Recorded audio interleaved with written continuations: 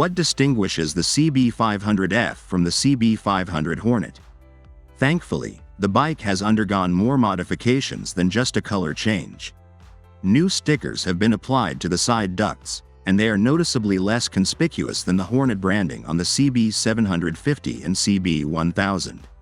It appears as though the CB500 is making up for its smaller displacement. The headlamp unit and nose cone, which resemble the CB750 more, are more successful than the stickers, which are less striking. The new 5-inch color TFT display, which is shared by the NX500, CBR500R, CB650R, and CBR650R, is arguably the biggest update. The new display is a much-needed upgrade because the old LCD was beginning to appear a little antiquated and wasn't always easy to see, especially in strong lighting. With its Honda RoadSync function, you may use Bluetooth to connect your phone and navigate turn by turn. To improve acceleration over the 471cc parallel twin, the ECU has been adjusted to alter the ignition timing. The engine itself remains the same, producing 46.2 horsepower, which is exactly what an A2 license allows. It still employs a traditional 180-degree crankshaft. The CB750 Hornet has a 270-degree crankshaft for an offset ignition sequence. Peak torque of 31.7 pound-feet is felt at 6,500 revolutions per minute, while peak power is generated at 8,600 revolutions per minute. Honda Selectable Torque Control, often known as traction control, is the last feature. It is simple to engage by holding down a button on the left-hand cube switch.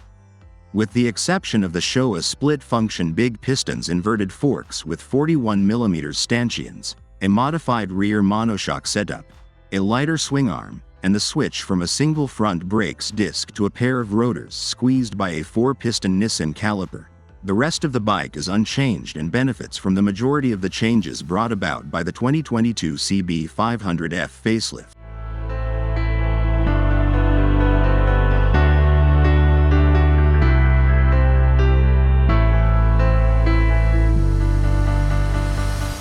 The CB500 Hornet isn't going to be a rocket because it complies with the A2 standard, but it feels quite rapid because to its very sensible curb weight of 188 kg. The 6-speed gearbox itself moves quickly and without complaint, but upshifts are a touch more slow because a quickshifter is not an option. A rather thin 160/67 rear tire adds to the bike's agile sensation, which is further enhanced by its comparatively low weight, which allows it to change directions swiftly and easily.